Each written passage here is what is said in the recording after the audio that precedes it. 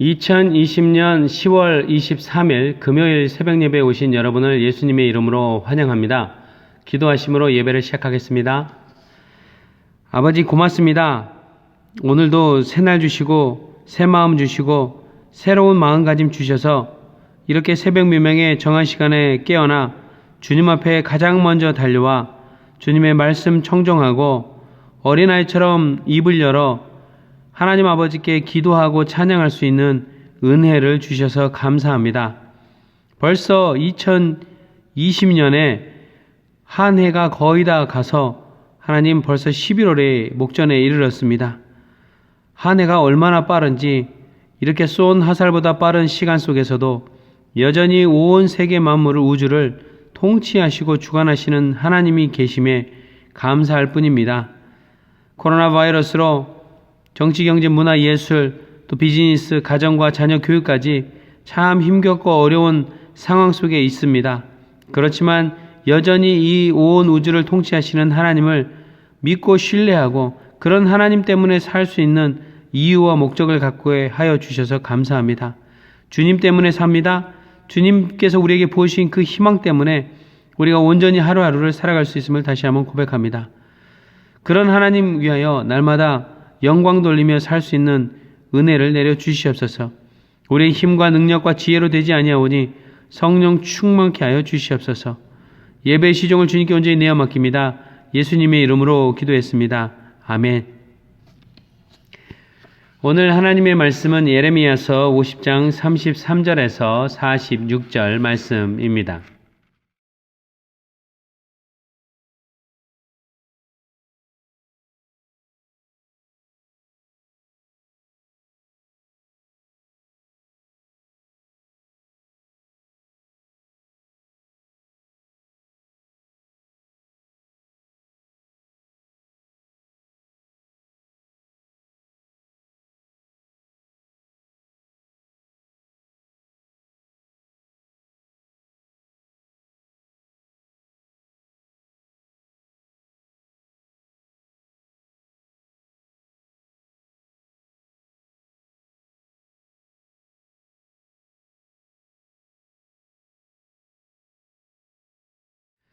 하나님의 구원의 역사와 언약의 역사는 언제나 하나님께서 하셨던 말씀 그대로 시행되고 있다는 것을 우리는 성경 창세기부터 요한계시록까지 쭉 통과하면서 그 증거들을 발견할 수 있습니다.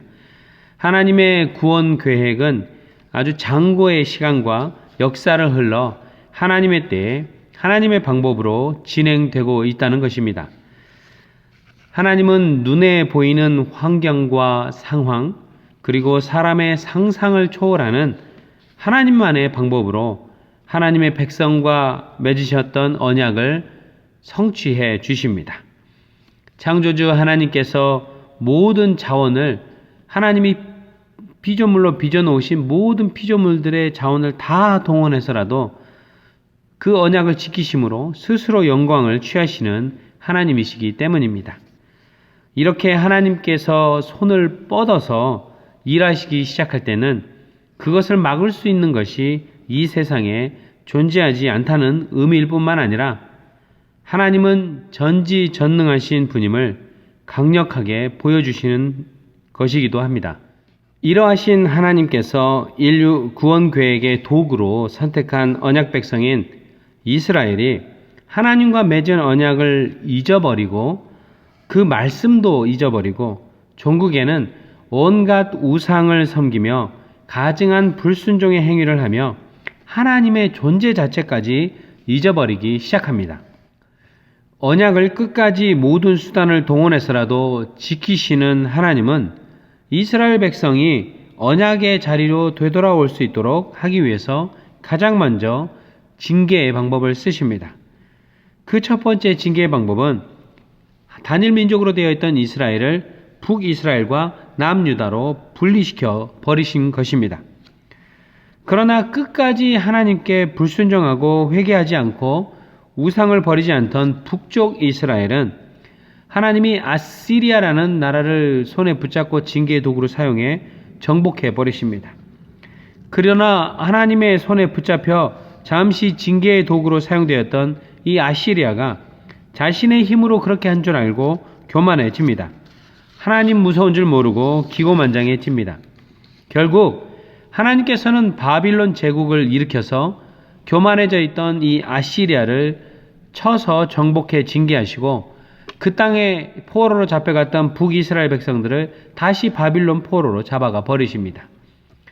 남쪽의 유다는 하나님께서 북이스라엘에 어떻게 하셨는지를 보고 회개하고 돌이켜야 하지만 이들도 수많은 선지자들을 통해 경고하신 하나님의 말씀을 듣지 않고 불순종합니다.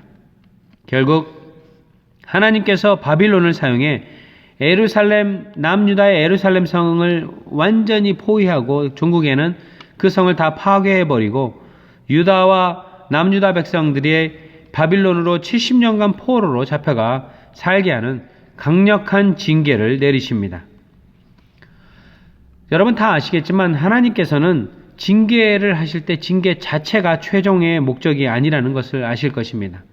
이 징계를 통해서 하나님께 마음을 돌려 회개하고 언약의 자리로 온전한 마음, 순종하는 마음, 겸손한 마음을 가지고 돌아오기를 간절히 바라셨기 때문에 징계하시는 것입니다.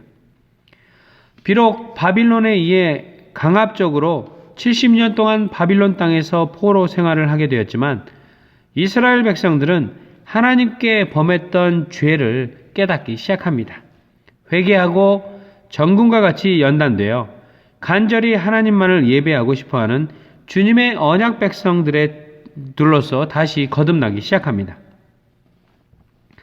반면에 하나님 손의 징계의 도구로 사용되었던 이 바빌론이 하나님 앞에 기고만장해지고 그들의 교만이 하늘을 찌르기 시작합니다. 하나님은 바빌론 백성들도 너무너무 사랑하는 하나님의 피조물이기 때문에 이들이 회개하고 돌이킬 기회를 여러 번 주십니다. 그러나 끝까지 목이 곧은 상태로 하나님의 경고를 무시하고 오히려 포로로 잡아두고 있었던 이스라엘 자손과 유다 자손을 억압하기 시작합니다. 이것을 오늘 본문 33절과 34절은 이렇게 표현해 줍니다. 나 만군의 주가 말한다.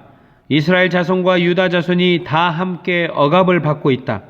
그들을 포로로 잡아간 자들이 모두 그들을 단단히 붙잡아 두고 보내주기를 거절하였다. 마침 70년간의 포로 생활을 하게 한 후 그들을 이스라엘 백성들을 정금과 같이 연단한 후에 70년이 되면 다시 예루살렘으로 돌아오게 만들어 주겠다, 회복시켜 주겠다라고 하나님이 언약을 맺어 주셨는데 그 언약을 시행할 70년이 다 된 것입니다. 그런데 하필이면 이때 이 바빌론 제국이 너무나 교만해져 있으니까 하나님이 동시에 두 가지 일을 하십니다. 언약을 지키실 뿐만 아니라 교만해진 바빌론을 다루시기 시작한다는 것입니다. 이때 하나님의 마음이, 그렇게 하시는 하나님의 마음이 4절에 간절하게 표현되어 있습니다. 그러나 그들의 구원자는 강하니 그 이름은 만군의 주다. 내가 반드시 그들의 탄원을 들어주어서 이 땅에 평화를 주고 바빌로니아 주민에게는 소란이 일게 하겠다.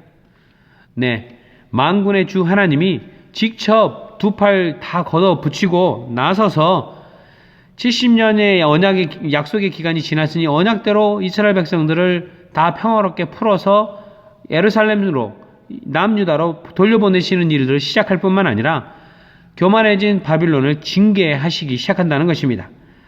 포로로 70년간 붙잡혀 있던 이스라엘, 유다 백성들을 바빌론 징계로부터 제외시켜서 안전하게 보호해 주시고 동시에 징계의 역사를 시작한다고 약속하십니다. 그리고 본격적으로 바빌론을 하나님의 칼로 징계하시며 이러이러하게 징계하겠다라고 선언하십니다. 하나님이 징계하실 때는 그 단계가 매우 강력하고 끝장을 보시는 것을 알 수 있습니다. 그렇게 끝장을 보셔서 하나님 이외에 혹시라도 기대고 의지할 만한 것들을 아예 그 뿌리채 없어버리시는 하나님입니다. 그렇게 철저히 하셔서 하나님께 돌아오게 하십니다. 그래도 돌아오지 않으면 어쩔 수 없는 것이죠. 하나님의 칼은 가장 먼저 인적 자원과 바빌론의 물적 자원을 치십니다. 35절과 36절을 보겠습니다. 나 주의 말이다. 칼이 하나님의 징계의 도구죠. 바빌로니아 사람을 친다. 바빌로니아 주민을 친다. 그 땅의 고관들과 지혜 있는 자들을 친다. 칼이 점쟁이들을 치니 그들이 어리석은 자들이 된다. 칼이 그 땅의 용사들을 치니 그들이 공포에 떤다. 칼이 그들의 말과 병거와 그들 가운데 있는 모든 외국 군대를 치니 그들이 모두 무기력해진다. 칼이 그 땅의 보물 창고를 치니 보물이 모두 약탈을 당한다. 하나님께서 치시기 시작할 때 이 사람들이 그동안 이 바빌론 제국의 리더들이 하나님보다 더 기대고 있고 의지하고 있었던 인적 자원과 물적 자원을 하나님이 다 쳐서 없애버리십니다. 그리고 두 번째 하나님의 징계의 칼은 이들이 기대하고 의지하고 있었던 환경 자원과 하나님보다 더 의지하는 자신들의 우상들을 믿었던 영적 자원을 치시기 시작합니다. 38절을 보겠습니다. 가뭄이 땅에 물을 치니 물이 말라 버린다. 바빌로니아는 온갖 우상을 섬기는 나라이니 그 땅에 사는 사람들이 그 끔찍스러운 우상들 때문에 미쳐버릴 것이다. 하나님의 징계의 칼이 휘두르고 지나가면 그 결과로 사람이 더 이상 살지 않는 황폐한 땅이 되어버리는 것을 보게 됩니다. 하나님은 이런 하나님의 징계의 결과를 40절로 미리 말씀해 주시며 경고하십니다. 40절을 읽어드릴게요. 소돔과 고모라가 그 이웃 성읍들과 함께 멸망하였을 때와 똑같이 바빌론 도성에도 다시는 정착하여 사는 사람이 없을 것이며 그곳에 머무르는 사람이 없을 것이다. 나 주의 말이다. 그런데요, 하나님께서 이렇게까지 소상하게 내가 너희를 이러이러한 징계의 칼로 인적 자원, 물적 자원, 환경의 자원을 다 너희들이 기대고 있고 의지하고 있는 바빌론 너희들이 기대고 있는 것을 다 이렇게 다 이 징계에서 없애버릴 거야 라고 소상하게 가르쳐 주시며 또 그렇게 됐을 때 어떤 결과가 임할지 이런 결과가 임할 거야 라고 경고하시는 이유가 있다는 것입니다.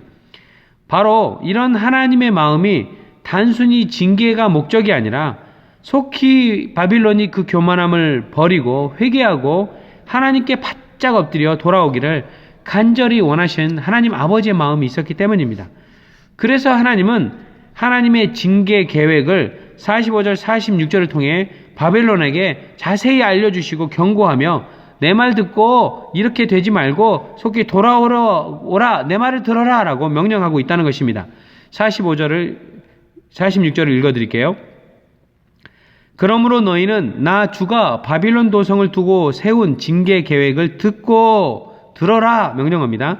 바빌로니아 사람들의 땅을 두고 생각한 나의 구상을 들어보아라 명령합니다. 그런데 듣지 않으면 양떼 가운데서 아주 어린 것들까지 끌려갈 것이니 온갖 목장이 황무지가 될 것이다. 바빌론 도성이 함락되는 소리가 땅을 흔들고 그들의 소리가 세계 만민에게 들릴 것이다 라고 말씀하십니다.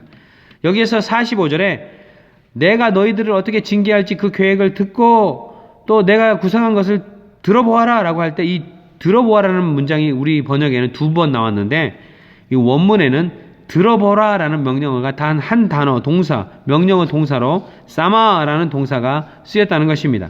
이 사마는 어떤 것을 아주 귀를 기울여서 자세히 마음을 두고 듣고 그것이 무슨 의미를 갖고 있는지를 듣는다는 의미가 있습니다. 또 이 사마 듣는다는 동사는 동시에 그 들은 것을 두 손과 두 발로 행동해서 이 행위로 옮기다, 순종하다라는 오베이라는 의미도 동시에 들어 있습니다.